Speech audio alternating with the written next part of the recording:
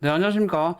이제 앞 시간에 이어서 이제 역금융장세가 이제 어떻게 천장을 치고, 그리고 이제 이게서부터는 어떤 대응을 해야 될지에 대한 내용들 한번 할게요. 약세장세죠. 약세장세. 약세장세. 그죠? 약세장세에서 이제 역금융장세에서 이제 천장을 치는 그림에 대한 이야기를 시작하겠습니다. 천장. 어, 일단은 요렇습니다. 일단 모든 종목이 일단 쌍봉을 그립니다. 대부분 쌍봉 아니면 헤드앤숄더 그림을 그리거든요. 두 개 중에 하나입니다. 이렇게 쌍봉 패턴, 고점에서 나오는 이 쌍봉 패턴 아니면은 이제 헤드앤숄더 요렇게 요렇게 요렇게 요런 두 가지 그림들이 보통 특징적으로 나타납니다. 혹은 한 방에 빠지는 경우도 있는데 이게 지수에서 이렇게 나오더라도 지수에서 이렇게 나오더라도 종목군들이 대부분 쌍봉이 나옵니다. 종목. 그죠? 종목이 대부분 그러니까 지수가 이렇게 빠질 수도 있고요. 요렇게 빠질 수도 있고 천장이 혹은 헤드앤숄더를 해가지고 이런 식으로 빠질 수가 있지만 종목들 말이죠. 종목들은 대부분 이제 고점을 돌파 못하는 쌍봉이 많이 그려진다는 게 완전 천장에서 일어나는 일이라고 보시면 됩니다. 일단 요 천장에 대한 이제 이야기들을 한번 할 건데 일단은 기존의 소재 산업 그죠? 제일 중요한 거 소재 산업과 이제 기존 주도하던 가공 산업들 있죠. 가공 산업들이 천장을 칩니다. 천장을 치면서 주가가 슬슬 내려가기 시작한다는 특징은 모든 천장 역금융 장세 초입구에서 일어난 일이고요.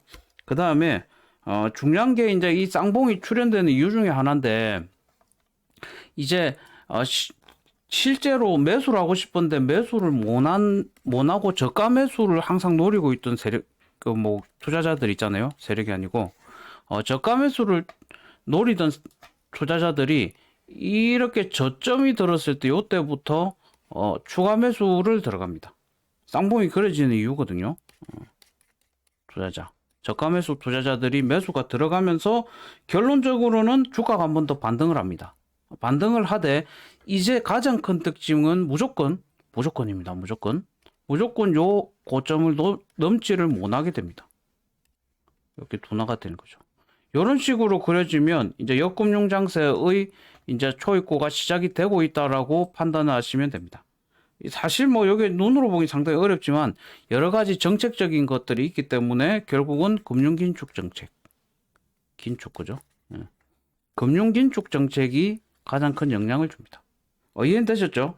그러면 이제 폭락 시에 저가 매수세가 유입되고 그래 전고점을 돌파하지 않는다. 그 다음 특징은 쌍봉이 그려질 때 거래량이 요때 거래량과 요때 거래량으로 봤을 때 거래량 현저하게 줄어듭니다. 즉 이제 이 고점을 돌파하지 못하면서 거래가 줄어들면서 에너지, 강세에서 이 주가를 돌파하려는 에너지가 줄어든다고 보시면 되죠. 요렇게 되면서 이제 주가는 쌍봉을 그리면서 역사적인 천장을 만들어 버립니다. 이해되셨죠? 그래서 주력 종목들이 변동률이 낮고 거래량이 주력 종목들이 보이니까 쌍봉을 그릴 때 있죠.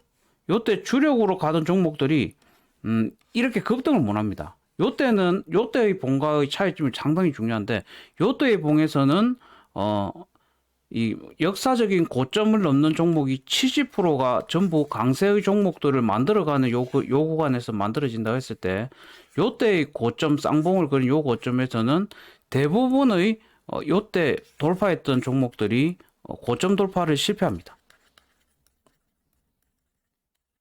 그럼 증상을 볼 수 있죠. 지수를 보고 종목을 봤을 때 이제 고점이 오고 있다라고 할 수가 있고요.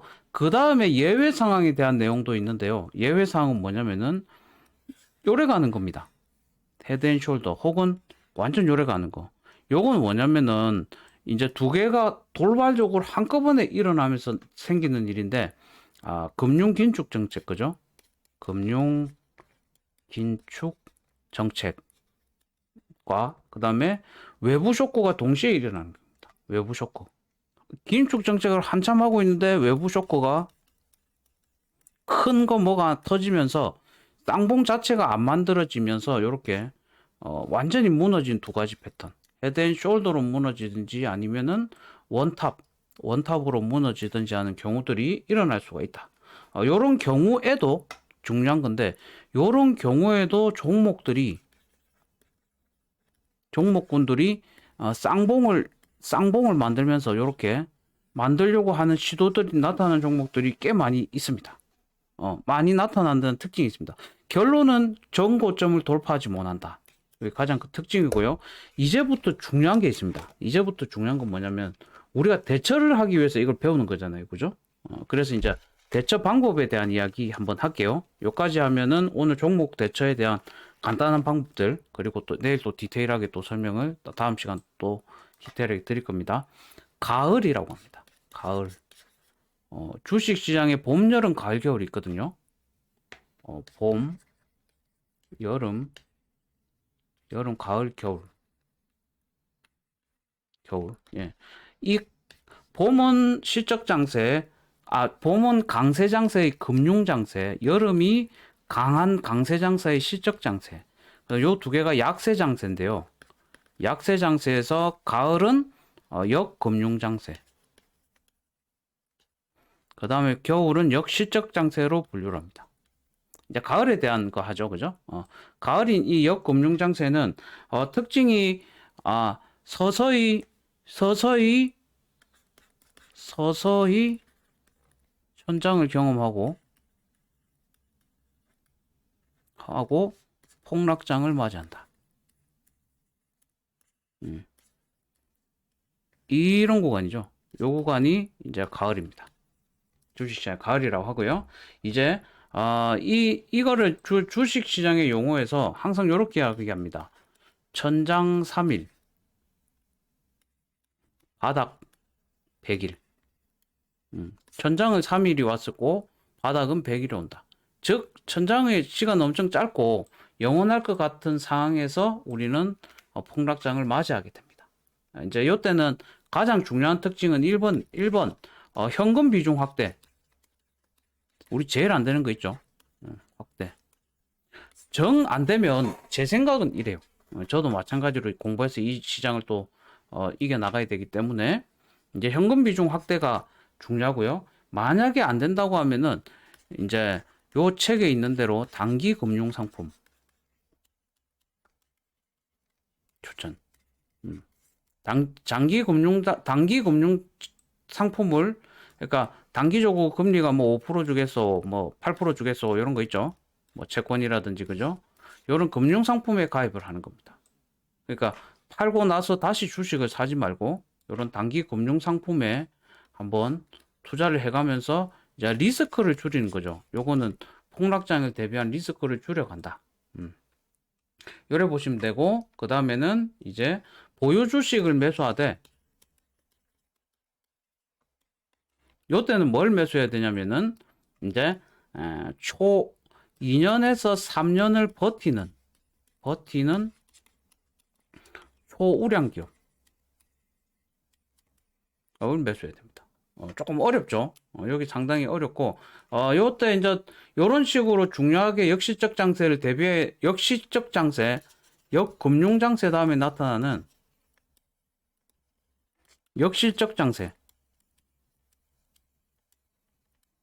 여기를 살아남을 수 있을 만한 종목을 이제 매수하는 것이 중요합니다. 제 생각엔 굳이 이렇게 버티고 매수할 필요가 있나, 그죠? 그냥 단기 자금, 이건 제 생각입니다. 단기 자금 한 20-30%를 남겨 놓고, 그죠? 이거 이제 단기를 한번 운영해 보는 거죠. 그 다음에는 채권 매입 쪽으로 가는 게 저는 바람직하다는 생각을 해봅니다. 근데 이제 실제 이론적인 정식적으로는 역실적 장세를 버틸 만한 종목을 사라고 돼 있죠. 폭락을 하니까 이렇게 보시면 될 것 같습니다. 그럼 역실적 장세에서 나오는 적자 기업, 무배당 배당률 감소, 그다음 파산, 부도 등의 리스크가 있기 때문에 요걸 버틸 만한 기업을 재무제표를 보고 사는 것이 상당히 중요하다라고 보시면 될 것 같습니다. 이해되셨죠? 자, 이제 그러면 주식 시장이 이제 돌연 폭락을 시작하는 원인에 대해서 이야기를 할게요. 요거 할 건데, 자, 이건 계속해서 듣는데 계속해서 우리가 강조해서 공부를 해야 될 상황입니다. 주식 시장 폭락, 돌연 폭락하는 이유가 첫 번째는 금융 긴축 정책으로 인해 가지고 아시다시피 주가가 천정을 치기 시작하면서 약간 서서히 하락을 하는데 두 번째가 이제 중요한 게 외부 쇼크입니다. 이 두 개가 합쳐지면서 폭락이 오거든요. 그러니까 투심이 악화된 상황에서 외부 쇼크를 맞이하기 때문에 폭락이 오신다고 보시면 됩니다. 오히려 상승장 초이면 외부 쇼크가 와도 잘 견디는 거죠. 근데 이제 천장이나 하락장에서는 외부 쇼크가 크게 받아들여집니다. 예를 들어서 여러 가지가 있는데 이제 스탈린 사망, 케네디 대통령 암살 사건, 중국 천안문 사건, 그죠? 천안문. 그다음에 국제 투자회사 도산 등 상당히 많습니다. 무슨 블랙먼데이까지 해가지고. 근데 중요한 게 있어요. 이런 외부 악재에 의한 우리가 그 폭락을 할 때 대부분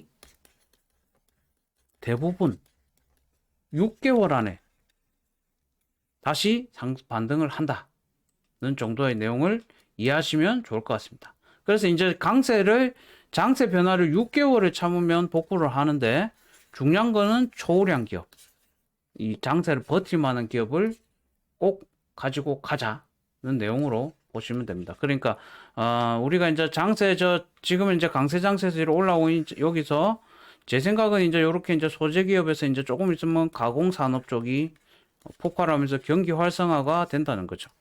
그러면은 슬슬 이제 가공 산업 쪽에서 매도한 자금을 채권 쪽으로 매입을 하든지 단기 금융상품들이 막 쏟아져 나오겠죠. 단기적으로 운영할 수 있는 금융상품들을 매수하는 쪽으로 뭐 채권 펀드도 있고요, 그죠? 채권 모르겠으면 채권형 펀드, 그죠? 채권형 펀드도 있고 ETF들도 있겠죠. ETF는 제가 공부를 안 했습니다. 이쪽 채권 쪽에 뭐 이런 식으로 보시면 괜찮겠죠? ETF 쪽은 제가 모르니까 일단은 그냥 참고하시면 되겠습니다. 자, 그러면 이제부터 중요한 것은 이제 외부 쇼크에 의해서 우리가 어떤 대처를 해야 하느냐에 대한 내용인데 요것도 또 길어지겠는데, 그죠? 외부 쇼크에 의해서 요거는 간단하게 설명하고 넘어갈게요. 내용이 너무 길어지면 재미가 없으니까, 그죠? 비슷한 내용들이기 때문에 외부 쇼크가 긴축 정책 플러스 외부 쇼크, 그죠? 긴축 정책 플러스 외부 쇼크에서 주가가 폭락을 한다. 이제 여러 가지 예시에 대한 이야기인데요. 60년대 악성 인플레이션이 있었습니다. 악성 인플레이션. 인플레이션이 악성이 돼가지고 경기를 계속 긴축을 하다가 케네디 대통령이 이자 평형세라는 걸 도입합니다. 이런 걸로 인해서 이제 장기 불황이 생기는 악재. 예시를 여러 개를 빨리 할게요. 요건 너무 길어지면 조금 루즈해지니까, 그죠? 이거 빨리 넘어가 버립시다. 그다음에 70년대 광란의 인플레이션 플러스 연속 5회 금융 긴축 정책 5회 플러스 오일 쇼크. 그래서 주가가 팍 내려꽂은 경우가 있고요. 그 다음에 다양한 경우가 있으니까 경우의 수는 한번 보시면 될 거고, 일본 같은 경우에 이제 금리 인상 등의 여러 가지 일들이 있었는데 일단 뺄게요. 여러 가지 일들 다 빼고 일단 하면은 결론은 우리가 역금융 상세를 맞이하는 방법은 오늘 종합 정리입니다. 그죠? 금융 장세의 대처 방안은 단기 금융 상품의 빠른 전환. 그죠? 금리 관련이죠. 빠른 전환 혹은 초우량 요런 거 제 생각에 뭐 채권형 펀드 이런 것도 나쁘지 않을 것 같거든요. 펀드, 그죠? 채권형 펀드 그런 건 아니면은 이제 단기 운용되는 상품들 있죠. 한번 찾아보시면 될 것 같습니다. 아니면 현금 비중 한 30%만 남기고 단기 매매 위주로 재료 매매나 이런 쪽으로 가는 거 나쁘지 않아 보이고요. 그다음에 이제 쇼크 때는 절대로 당황해서 매각하지 마라. 당황 매각 금지 6개월 참자. 그 다음에 이제 주도주. 주도주 그룹이 할인할 때 디스카운트로 분할 매수 관점 가지고 가시면 상당히 유용할 거다. 이런 내용들 한번 정리를 해드리도록 하겠습니다. 그 다음 시간은 이제 역금융 장세에서 그러면 어떤 종목들이 다 떨어지진 않거든요. 요때 또 올라가는 종목이 있습니다. 역금융 장세의 그룹, 상승그룹에 대한 이야기를 진행하도록 하겠습니다. 이렇게 해서 또 영상 올려놓을게요.